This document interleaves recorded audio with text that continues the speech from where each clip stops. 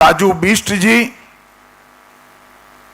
गृह मंत्रालय में मेरे साथी केंद्रीय गृह सचिव श्री गोविंद मोहन जी, निर्देशक आसूचना ब्यूरो महेश दीक्षित जी, सचिव सीमा प्रबंधन डॉक्टर राजेंद्र कुमार जी, एसएसबी के डीजीपी श्री संजय सिंघल जी, और आज सिलीगुड़ी कॉरिडोर में यहां पर इस कार्यक्रम में उपस्थित सभी मेरे प्यारे जवान भाइयों और बहनों, आप सभी को मेरा नमस्कार।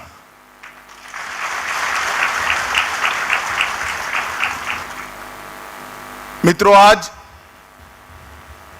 उस्ताद बिस्मिल्लाह खां का और हमारे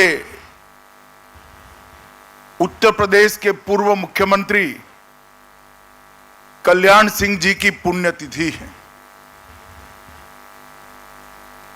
बिस्मिल्लाह खां साहब ने भारतीय संगीत को पूरे विश्व के फलक पर रखने का काम किया था। अपने एक ही जीवन में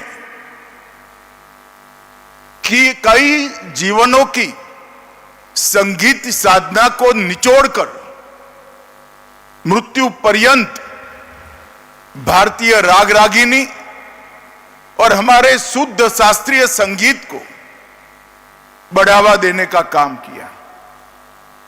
मैं आज इनका एक कोट बताना चाहता हूं कि कितने बड़े व्यक्ति थे। उनको जब पूछा गया, आपने संसद में भी शहनाई बजाई है, कई राष्ट्राध्यक्षों के सामने भी आपने शहनाई बजाई है, कई बड़े बड़े जलसे में शहनाई बजाई है, आपको सबसे ज्यादा आनंद कहां मिलता है? तो उन्होंने कहा, गंगा किनारे सुबह काशी विश्वनाथ की शरण में शहनाई बजाते हुए जो मुझे आनंद मिलता है वो कहीं नहीं मिलता। ऐसा उदार और उदात्त व्यक्तित्व जिसने पूरा जीवन संगीत साधना में ही बिताया। मेरे भी एक कार्यक्रम के मंच के पीछे आधे घंटे की अल्प मीटिंग हुई थी। मैं तो कभी भूल नहीं सकता। बहुत बीमार थे, सांस फूली जा रही थी, मगर जब राग रागिनियों की बात करी तो बीमार चेहरे पर शरीर का सारा रक्त आकर जम गया और इतने उत्साह से बात करने लगे कि मुझे आश्चर्य लग गया कि संगीत के लिए इतनी गहराई से लगाव इस व्यक्ति में है। कल्याण सिंह जी ने उत्तर प्रदेश के मुख्यमंत्री रहते हुए उत्तर प्रदेश को पहली बार प्रशासनिक रूप से पुनर्गठित करने का प्रयास किया था। वो राम जन्मभूमि आंदोलन के एक प्रकार से आंदोलन शुरू हुआ तब से योद्धा रहे हैं, सफल सेनानी रहे हैं और पूरा जीवन भारतीय जनता पार्टी के विचारों के साथ, देशभक्ति के साथ उन्होंने निर्वहन किया। मैं आज बाबूजी को मनपूर्वक करोड़ों भारतीय जनता पार्टी के कार्यकर्ताओं की ओर से यहां पर श्रद्धांजलि देना चाहता हूं। मित्रों, अभी अभी स्वतंत्रता दिन गया है। स्वतंत्रता दिन मैं भी 2015 से लगातार लाल किले की प्राचीर पर जब जब प्रधानमंत्री जी ध्वज फहराते हैं, वो ध्वज वंदन के कार्यक्रम में मैं उपस्थित होता हूं। मगर इस बार का 80वां स्वतंत्रता दिवस का समारोह कुछ अलग ही था। 150 साल के बाद और आजादी के 80 साल के बाद लाल किले से पूर्ण रूपेण वंदे मातरम का गान देशवासियों और दुनिया ने सुना। बंकिम बाबू की यह अमर कृति, जिसने हमारे आजादी के आंदोलन में न केवल गति भरी, एक लक्ष्य दे दिया कि आजाद भारत कैसा होगा।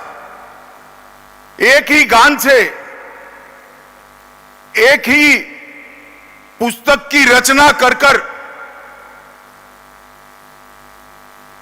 उन्होंने तय कर दिया कि आजाद भारत को सांस्कृतिक राष्ट्रवाद को गले लगाते हुए आगे बढ़ना चाहिए। दुर्भाग्य की बात है कि आजादी के बाद भी, देश के टुकड़े होने के बाद भी वंदे मातरम को कभी मन से स्वीकारा नहीं गया। जन भावनाओं को देखते हुए संसद में उसका गान तो होता था, सब खड़े भी होते थे, मगर मेरे जैसे कई लोगों के हृदय में एक दुख का भाव भी होता था कि आजादी के बाद भी वंदे मातरम पूरा गा नहीं सकते।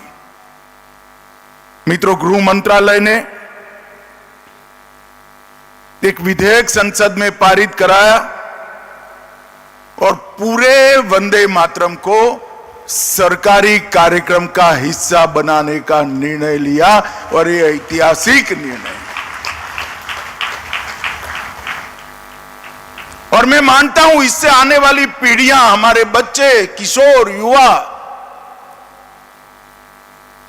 वो सभी को ऋषि बंकिम चंद्र चट्टोपाध्याय जी का एक अमर संदेश उनको प्राप्त होगा। हर रोज स्कूल में जब बच्चे पूरा वंदे मातरम गाते हैं, तब निश्चित रूप से वो राष्ट्र भक्ति की भावना से ओतप्रोत होते हैं। मित्रों, प्रधानमंत्री जी ने देश को शक्ति देने वाली सप्त धाराओं का भी ऐलान किया है। मैन्युफैक्चरिंग पावर, रक्षा शक्ति, कृषि और फूड प्रोसेसिंग, ग्रीन और ब्लू इकोनॉमी, टेक्नोलॉजी और इनोवेशन, भारत का सॉफ्ट पावर और इंफ्रास्ट्रक्चर के लिए भारत की गति शक्ति, ये सभी 7 स्तंभ पर 2047 के विकसित भारत को खड़ा करने का आह्वान उन्होंने भारत के युवाओं को किया है। और इसके साथ साथ 100 गीगावाट न्यूक्लियर पावर और 8 नए सेमीकंडक्टर के यूनिट्स, ये 3 ही साल में पूर्ण करने का संकल्प उन्होंने किया है। हम सब मानते हैं कि 7 पिल्लर पर जब आजादी के शताब्दी मनाई जाएगी, तब हमारा भारत पूरे विश्व में हर क्षेत्र में सर्वप्रथम होगा। मित्रों, अभी अभी शुभेंदु जी ने एक बात कही कि पहली बार एसएसबी के कार्यक्रम में बंगाल के सीएम को आने का सौभाग्य मिला है। मुझे भी बड़ा आनंद है शुभेंदु जी, मगर मैं इसको थोड़ा सुधार करना चाहता हूं। हम तो पुराने सीएम साहिबा को भी बुलाते थे, वो एसएसबी के कार्यक्रम में आना नहीं चाहती थी। हमने तो आपको बुलाया, आप आ गए, आपका स्वागत है। एसएसबी हो, बीएसएफ हो, वो कोई पॉलिटिकल पार्टी या कोई एक सरकार की एजेंसी नहीं है। ये अहर्निश तपस्या और परिश्रम कर कर देश की सीमाओं की सुरक्षा करने वाला बल है।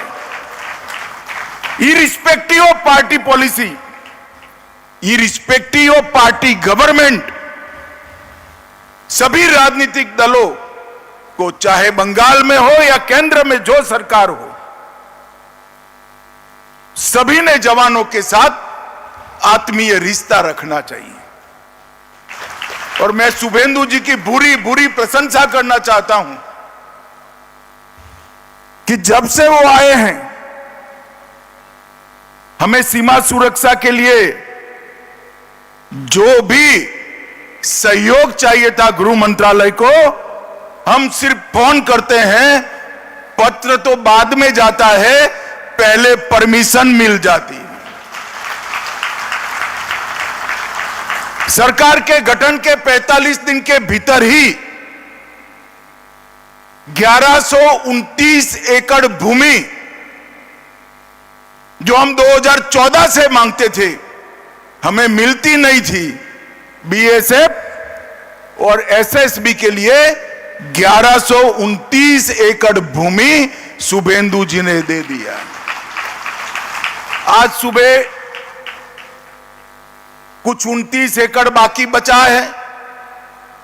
सुबह नाश्ते पर आए तो मुझे लगा चलो उगाही करते हैं, तो बैठने के साथ ही उन्होंने कहा है 29 एकड़ का पैसा भेज दो, दूसरे ही दिन ऑर्डर हो जाएगा। मित्रों, ये तत्परता जो है वो भारतीय जनता पार्टी के मुख्यमंत्री नाते नहीं है। शुभेंदु जी मेरे मित्र हैं, मैं समझता हूं उनको। घंटों घंटों हमारी चर्चा हुई है पश्चिम बंगाल की समस्याओं के लिए। उनको मालूम है जब तक घुसपैठ नहीं रोकती, ना पश्चिम बंगाल सुरक्षित रह सकता है, ना भारत सुरक्षित रह सकता है। और घुसपैठ रोकने की पूर्व शर्त है कि सीमा को पूरा सीमा पर बाढ़ को पूरा लगा दिया जाए। हम ममता बनर्जी के हाथ पैर जोड़कर थक गए, मगर हमें भूमि नहीं दी। एक बार उन्होंने आग्रह रखा, मैं उनकी ऑफिस में भी पहुंच गया कि ममता जी, वो भारतीय जनता पार्टी को जमीन नहीं देना है, बीएसएफ को देना है, आप कृपया दे दीजिए। हां बोला, मगर गई तब तक नहीं दी।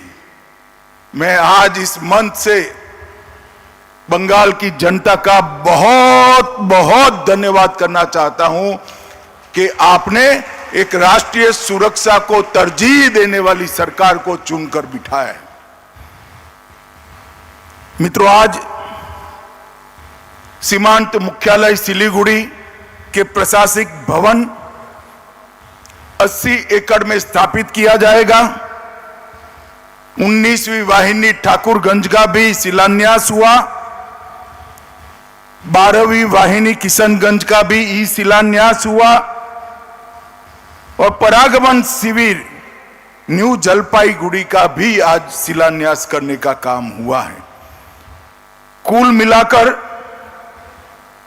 189 करोड़ के नए प्रोजेक्ट एसएसबी के जवानों की प्रशासनिक और निवासी सुविधाओं के लिए आज यहां पर शुरू हुए हैं।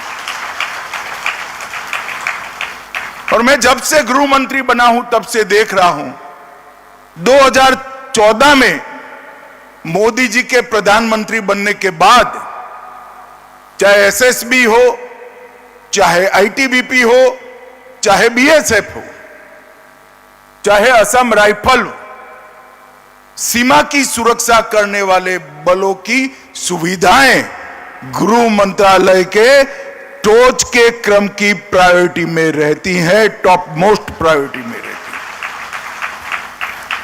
है। एसएसबी का एक गौरवमयी इतिहास है। 65 से लेकर मणिपुर, जम्मू कश्मीर और त्रिपुरा, 75 में मेघालय,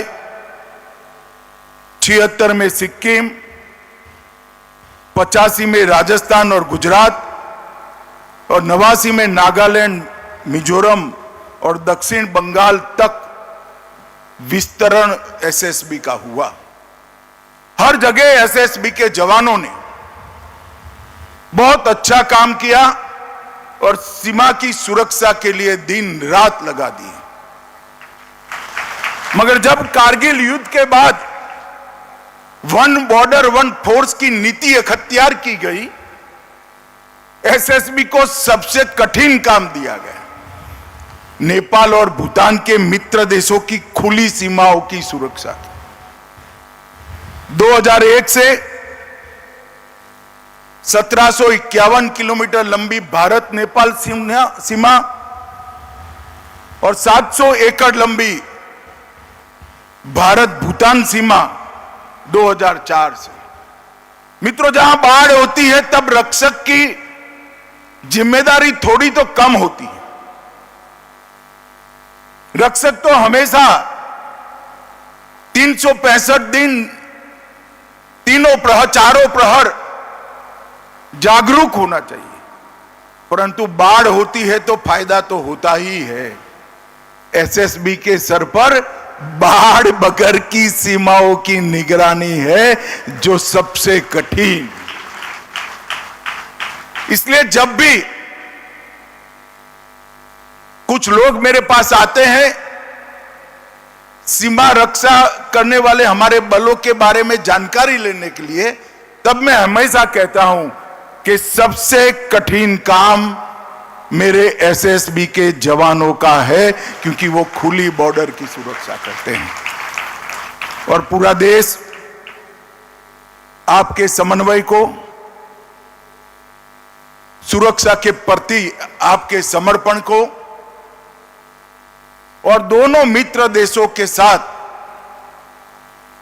हमारे सांस्कृतिक लगाव को बढ़ाने के आपके जज्बे को बहुत अच्छे तरीके से जानता है और उसका सम्मान भी करता है। मित्रों, नरेंद्र मोदी सरकार ने सिलीगुड़ी कॉरिडोर, चिकन नेक के राष्ट्रीय सुरक्षा के दृष्टिकोण को, उसके महत्व को बहुत अच्छे तरीके से पहचाना है। 8 राज्यों को जोड़ने वाला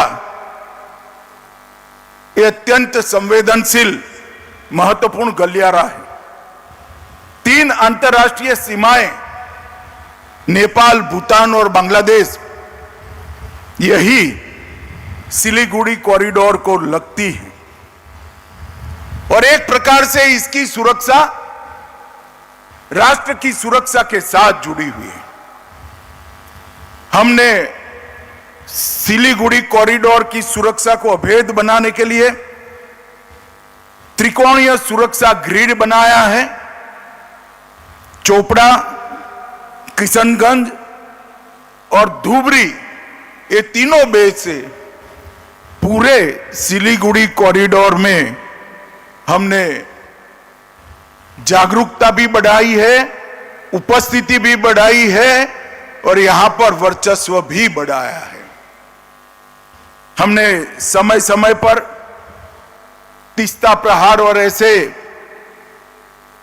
हमने कई प्रकार के अभ्यास कार्यक्रमों को भी हाथ में लिया है, मगर एक कमी थी। सिलीगुड़ी कॉरिडोर को पूर्ण रूपेण मजबूत करने के लिए भारत सरकार की एजेंसियों को 560 एकड़ भूमि चाहिए थी, जो ममता जी हमें नहीं देती थी। मैं फिर से शुभेंदु अधिकारी को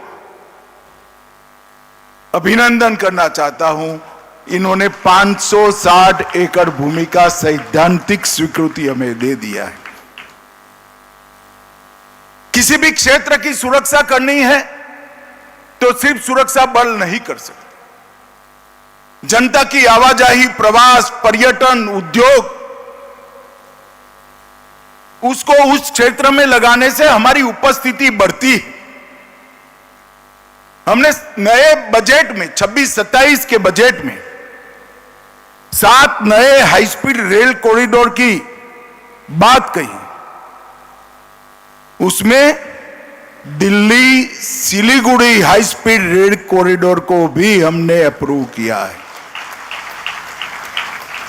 मैं आज उत्तरबंग और सिलीगुड़ी के सभी निवासियों को कहना चाहता हूं, विमान में जाने की कोई जरूरत नहीं है। दिल्ली से सिलीगुड़ी आप कुछ ही घंटों में पहुंच जाएंगे, सिर्फ 2-3 साल की देरी है। हमने अमृत भारत स्टेशन के माध्यम से सिलीगुड़ी और जलपाईगुड़ी स्टेशन को विश्व कक्षा के बनाए। वाइब्रेंट विलेज कार्यक्रम 2 के माध्यम से न केवल हम गांवों को जोड़ रहे हैं, गांव में बसने वाले भारतीयों को गांव को रोड से जोड़ रहे हैं और गांव में बसने वाले भारतीयों को हम दिल से जोड़ने का कार्यक्रम भी हमने बढ़ाया है। 6,839 करोड़ का परिव्यय की ये योजना एक प्रकार से बांग्लादेश भूटान दोनों सीमाओं के लिए बहुत बड़ा काम करेगा।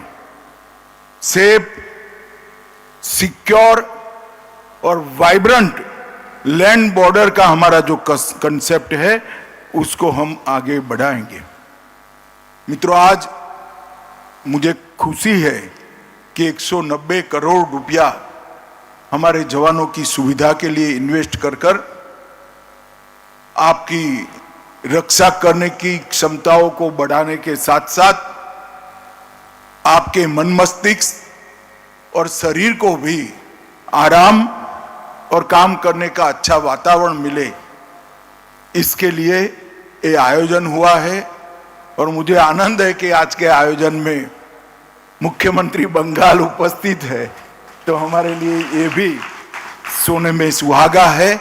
इस मंच से एसएसबी के सभी जवानों को उनकी त्याग, तपश्चर्या, उनका कमिटमेंट, इसके लिए मैं भारत की जनता की ओर से प्रणाम करता हूं और आप सभी को ये नई सुविधाओं के लिए बहुत बहुत अभिनंदन करना चाहता हूं। नमस्कार।